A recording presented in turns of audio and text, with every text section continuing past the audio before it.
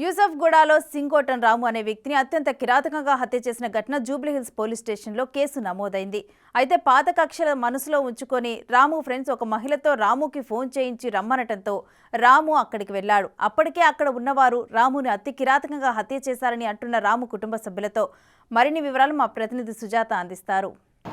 Jubilee Hills police station పరిధిలో రాము అనే వ్యక్తిని అత్యంత కిరాతకంగా చంపినటువంటి ఘటన అయితే మాత్రము చోటు చేసుకుంది. ఇప్పుడు పోలీస్ స్టేషన్ పరిధిలో అటు రాము కుటుంబ సభ్యులైనటువంటి తల్లి అదేవిధంగా భార్య కంప్లైంట్ ఇవ్వడానికి వచ్చారు. అసలు ఏం జరిగింది అనే దాని మీద అడుగుదాము. ఎందుకనంటే దాదాపు 10 మంది వ్యక్తులకి పైగానే అయితే మాత్రము చాలా కిరాతకంగా చంపినటువంటి ఘటనతో అటు కుటుంబ సభ్యులైతే మాత్రము తల్లడిల్లిపోతున్నటువంటి పరిస్థితి ఉంది. అసలుకి రాముని చంపినటువంటి వ్యక్తులు ఎవరు, అసలుకి రాముకి దాంతోపాటు చంపిన వ్యక్తులకి గతం నుంచి వాళ్ళకి ఏమైనా సంబంధాలు ఉన్నాయా, వాళ్ళు ఎవరు అనే దాని మీద అడిగి తెలుసుకునే ప్రయత్నం చేద్దాము. ప్రస్తుతం తన భార్య ఉంది.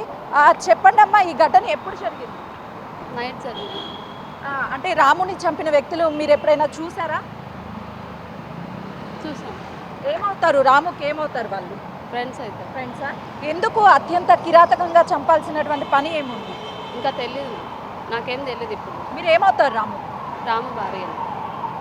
చూస్తున్నాం కదా. అయితే అసలుకి ఎందుకు చంపారు అనే దాని మీద కూడా వాళ్ళ భార్యకి అయితే మాత్రం ఎలాంటి అవగాహన లేదు. అందులోనూ రాముకి సంబంధించినటువంటి స్నేహితులు అని చెప్తున్నారు. ఏమైనా దానికి సంబంధించి గొడవలు ఉన్నాయా లేదు అని అంటే ఏంటి, ఎందుకు చంపాల్సి వచ్చింది అనే దాని మీద కూడా తెలియలేదు అని చెప్పి కుటుంబ సభ్యులు చెప్పడం జరుగుతుంది. ప్రస్తుతం అటు వాళ్ళ అమ్మగారు కావచ్చు, అదేవిధంగా వాళ్ళ కుటుంబ సభ్యులు అందరూ కూడా ఇక్కడికి వచ్చి పూర్తి స్థాయిలో ఈ ఘటనకి సంబంధించి అయితే మాత్రము కంప్లైంట్ ఇచ్చారు. పోలీసులు కూడా ఈ కేసుకి సంబంధించి ఏం చెప్తారు ఏంటి అనేది చూద్దాము. ఒకసారి వాళ్ళకి సంబంధించి ఉన్నారు. చెప్పండి, అసలు ఏం చెప్పారు? పోలీసులకి ఏం కంప్లైంట్ ఇచ్చారు?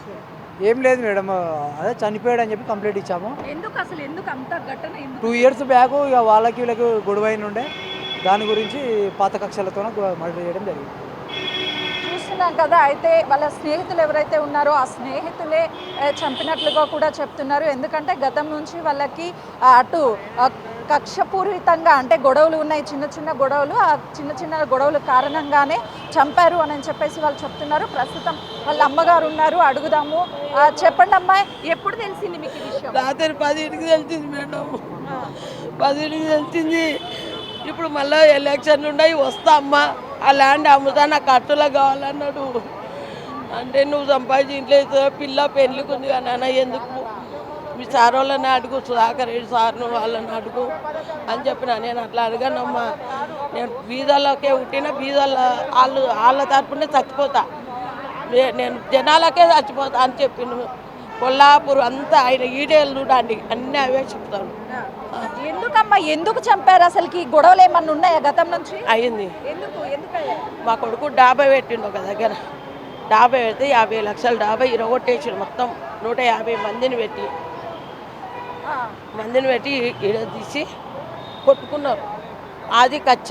ఈ మేడం వాళ్ళు పిల్లలు నంపిండ్రు, మేడం వాళ్ళు వీళ్ళని నంపి ఇట్లా చేశారు.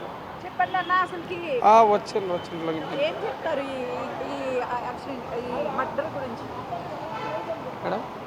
ఏం జరిగింది? అసలుకి ఏం జరిగింది? ఎందుకు ఇంత 10 మంది కిరాతకంగా చంపారు? అసలు ఎందుకు ఇలాంటి ఘోరంగా చంపాల్సిన పని ఏముంది? మేడం, ఇంకా వాళ్ళు ప్లాన్ వేసుకొని ముందుగానే ఒక మేడం తోటి అంటే ఫోన్ చేయించి, నేను ఇట్లా లూజుగా మాట్లాడిండు చేసిండు, నువ్వు ఇక్కడికి వస్తే నిన్ను చంపాలని ప్లాన్ చేస్తున్నట్టున్నాడు, నేను చెప్తాను, నువ్వు కొంచెం బయటపడతావు అనేసి ఆమె పిలిపించుకున్నది. ఆమె పిలిపించినాక అక్కడ ఆమె లేకుండా వాళ్ళ బిడ్డ ఉన్నది పైన, వాళ్ళ బిడ్డను చూసేసి ఏం చేసిండు, ఒక మూర్తి అనే అబ్బాయికి కాల్ చేసిండు మా బావ చేసి, రికార్డ్ చేసుకో నేను పైకి వెళ్తున్నా అనేసి అన్నాడు. రికార్డ్ ఒక 3 నిమిషాలు అయ్యింది. తర్వాత వాళ్ళు వచ్చారు కదా, అందరికీ కట్ చేశారు. కట్ అయిపోయింది, ఏంది అనేసి అని తర్వాత చూసి చేస్తాడేమో అనేసి అని కూడా లేదు, ఇంకా ఫోన్ లిఫ్ట్ లేదు, ఏం లేదు. అంతవరకు చంపేసిండు అమ్మ. ఇక అట్లాంటిదే చేసేసిండు, ఏం లేకుండా చేసేసి ఇక్కడ వచ్చేసి ఆ అబ్బాయిని బెదిరించేసిండు. మూర్తి అబ్బాయిని, నిన్ను చూసుకుంటారా, నిన్ను తర్వాత చూసుకుంటా అనేసి బెదిరించేసిండు. ఇక్కడ కత్తులతోటి దిగేసాడు. ఎంతమంది కలిసి చంపారని మీకు దృష్టికి వచ్చింది? ఒక 12 మంది వచ్చేసిండ్రు అనేసి. గుర్తుపడతారా మీరు? గుర్తుపట్టలేదు. మేమంతా అయిపోయింది, ఏం లేదు మాకు. తర్వాత అయిపోయినాక అంతా అయిపోయినాక పోయినాం, మాకు ఏడున్నాన్ని ఇంకా తెలియదు. మేము కొత్తగా ఇక్కడ తెలియక దారి వెతుకుంటూ పోయి అడుక్కుంటూ పోయి చూసి వచ్చినాం. అంటే పోలీసులు చుట్టుపక్కల ఉన్నటువంటి సీసీ కెమెరాలు ఏమన్నా పరిశీలించామని, సీసీ ఫుటేజ్ తీసామని ఏమన్నా చెప్పారా?